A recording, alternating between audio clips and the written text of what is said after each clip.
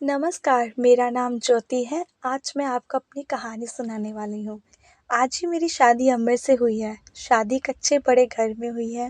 पैसों की कोई कमी नहीं थी। मैं और मेरे पिताजी अपने आप को बड़े खुशकिस्मत मानते थे कि हमें ऐसा घर मिला। सभी रिश्तेदार भी कह रहे थे कि ज्योति के तो भाग खुल गए, किस्मत वाली है। हम लोग उनके मुकाबले कुछ भी नहीं। पिताजी के पुराने परिचित होने की वजह से मेरी शादी उस घर में हो गई। शादी के बाद मैं पहली बार उस घर में गई। घर में जाते ही मुझे पता चला कि वो लोग कितने बड़े हैं। घर बहुत बड़ा था। पहली बार था जब उनका घर मैंने देखा था। सब कुछ बहुत अच्छा था। सुहागरात का समय आ गया, लेकिन उसके पहले मेरी सास और ननद मुझे अकेले में ले गई। मेरी समझ में नहीं आया। मुझे लगा कुछ बात करना होगी। उनके चेहरे उतरे हुए थे और डरे हुए थे, जैसे कि कोई बात वो मुझसे करना चाहती हैं। मैंने उन्हें पूछा, क्या हुआ? आप दोनों इतने डरे हुए क्यों हो? मेरी सास बोली, बेटा हम तुम्हें कुछ बताना चाहते हैं, लेकिन तुम ये सुनकर हिम्मत रखना। साथ ही मेरी ननद बोली कि अब हम जो तुम्हें बताने वाले हैं वो बात हम तीनों के बीच में ही रखना। ये बड़ा घर है, यहाँ बात फैलते ज़्यादा समय नहीं लगता। और वो बात सबके सामने आ गई तो हमारे घर की इज्जत मिट्टी में मिल जाएगी। अब तुम इस घर की बहू और तुम्हें इस घर का मान रखना होगा। उनकी बातें सुनकर मैं सच में थोड़ा डर गई। मुझे समझ नहीं आ रहा था कि वो लोग क्या कहना चाह रहे हैं। मैंने कहा, आप बताइए मुझे क्या है? मेरी सास बोली, बहू मेरा बेटा मर्द नहीं है। उनकी ये बात सुनकर मेरे होश उड़ गए। उन्होंने कहा कि मैं जानती हूँ कि तुम सोच रही होगी कि फिर हमने तुम्हें क्यों फंसाया, लेकिन हमारी भी मजबूरी है। हम ये बात ऐसे बता नहीं सकते थे, वरना सभी को पता चल जाएगा। मेरा बेटा रात में अक्सर बाथरूम में ही रहता है। पता नहीं वहाँ क्या करता है। जब भी उसे पूछूं तो यही कहता है कि उसका पेट खराब है। कमरे में जाने के पहले अपने पति के लिए ये बातें सुनकर मुझे समझ नहीं आ रहा था कि मैं क्या करूं। मेरी ननद कहती है कि तुम उससे बात करना, थोड़ा समय उसके साथ बिताओ, फिर उसके खुलकर बात करो। अगर कुछ हो सकता है तो हम ज़रूर करेंगे। हम तुम्हारे साथ हैं, तुम्हें अकेला नहीं छोड़ेंगे। सुहागरात वाली दिन रात ये सब सुनकर मैं अपने कमरे में जा रही थी। मुझे अब डर लगने लगा था। मैं कमरे में यही सब सोच रही थी कि मेरे पति अमर कमरे में आए। कमरे का दरवाज़ा बंद किया और दरवाजे से ही पेट पर हाथ लगाते हुए आए। बिस्तर पर मेरी तरफ पीठ करके बैठ गए और बोले कि उनका पेट खराब है, और कुछ ही सेकंड में वो उठकर बाथरूम में चले गए। बिल्कुल वैसा ही हुआ जैसे कि मेरी सास ने मुझसे कहा था। पेट खराब हो तो थोड़ी देर बाद वो बाथरूम से बाहर आ जाते, लेकिन वो करीब 1 घंटे तक बाथरूम में ही रहे। मैं बाहर चुपचाप अपने बिस्तर पर बैठी रही। उन्हें मैंने आवाज़ भी नहीं दी। बस यही सब सोचते सोचते मैं बिस्तर पर लेट गई। करीब 2 घंटे बाद वो बाथरूम से निकले। मेरा अब उनसे बात करने का मन ही नहीं था। मुझे लगा कि मेरे साथ धोखा किया गया है। वो भी चुपचाप अपने बिस्तर की साइड पर जाकर सो गए। सुबह मैं अपने आप को खुशकिस्मत मान रही थी और रात होते होते अपनी किस्मत को कोसने लगी। सुबह मैं जल्दी उठी और बाथरूम में गई। बाथरूम में जैसे ही गई मेरे होश उड़ गए, क्योंकि बाथरूम में एक नाइटी थी, साथ ही मेकअप का सामान। ये सब क्या था? मुझे समझ नहीं आ रहा था। एक ऐसे इंसान से मेरी शादी क्यों करवा दी?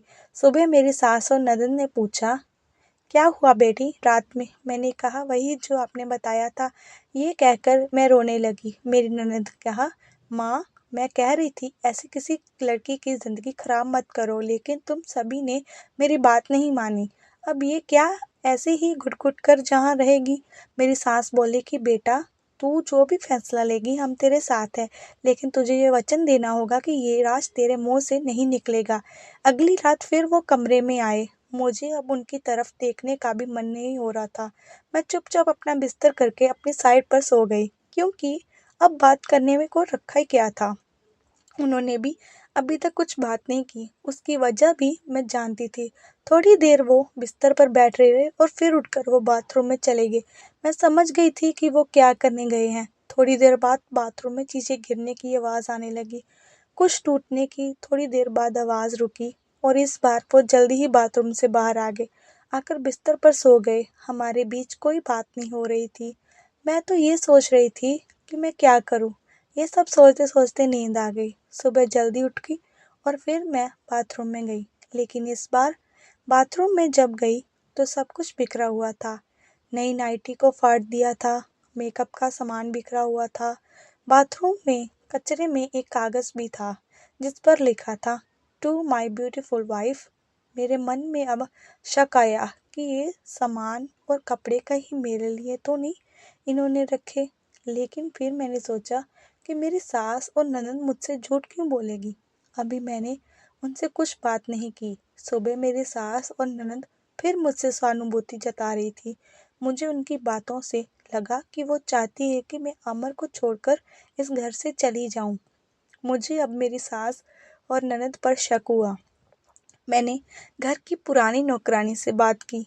मैंने बातों बातों से उससे पूछा कि अमर कैसा है। वो बोली कि वो तो बहुत सीधे हैं। उनकी माँ और बहन तो चाहती थी कि उनकी शादी उनके बहन के पति के रिश्तेदारों से हो। बहन और माँ तो बहुत कोशिश की लेकिन उनके पिता नहीं माने और उनके दोस्त के परिचित जाने आपसे शादी करवा दी। वो दोनों तो आपकी शादी के खिलाफ थे। कई दिनों तक घर में विवाद भी होता रहा लेकिन तुम्हारे पति अमर ने कहा, पापा जहाँ बोलेंगे वही शादी होगी। मुझे अब पता चल गया था कि मेरी सास और ननद मुझे क्यों भगाना चाहते थे, इसलिए उन्होंने मुझसे झूठ कहा। उन्होंने शायद अमर को कुछ कहा होगा। रात अब मैं अमर से बात करने का इंतज़ार कर रही थी। वो कमरे में आए तो उनका मुंह तो उतरा हुआ था। ये पहली बार था जब मैं उनसे बात करने वाली थी। उनके आते ही मैंने कहा, आप मुझसे कुछ बात करना चाहते हैं? वो बोले, अब बात करने को रखा क्या है। पापा का विश्वास था वो घर अच्छा है, इसलिए मैंने माँ और बहन की ना सुनकर तुमसे शादी की और तुमने सच छुपाया। मैंने बोला, क्या सच? क्या तुम मुझसे शादी नहीं करना चाहती थी? तुम्हारी ज़िंदगी में अभी भी कोई और है। ये बात तुमने ही तो माँ को बताई थी। घर की इज्जत और पापा के कारण मैं चुप हूँ, कुछ कदम नहीं उठा रहा। और मैंने भी देख लिया, सुहागरात ज़िंदगी में बहुत स्पेशल होती है। लेकिन मेरे बाथरूम में 2 घंटे रहने पर भी तुम्हें फ़र्क नहीं पड़ा। माँ ने सही कहा था कि तुम आवाज़ भी नहीं दोगी, बात भी नहीं करोगी। मैंने बोला, बाथरूम में रुकने को उन्होंने कहा था और वो कपड़े और मेकअप वो मेरी बहन ने रखे थे। कहा था, पहली रात का गिफ्ट है तुम्हारे लिए। बाथरूम में रखा था। मैं उठकर उनके पास गई। उन्हें कहा, आपको पता है उन्होंने मुझे क्या कहा? फिर मैंने उनको सारी बात समझाई। कहा कि वो चाहते थे कि हम दोनों में गलतफहमियां हो और हम अलग हो जाएं ताकि वो जो चाहते हैं वो पूरा हो जाए। उन्हें गुस्सा आया लेकिन मैंने कहा, नहीं, अब हम इस बात को यही ख़त्म करेंगे और किसी को कुछ नहीं कहेंगे। उस रात मेरी सारी परेशानी और गलतफहमी दूर हो गई। वो थी मेरी सही मायने में सुहागरात।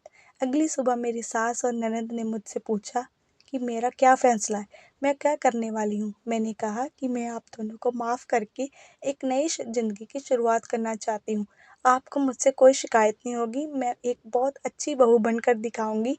मेरे चेहरे पर मुस्कान देखकर उनके चेहरे उतर गए। ननद तो उसी दिन अपने घर चली गई। Thank you for watching. Please like, comment, share and subscribe my channel.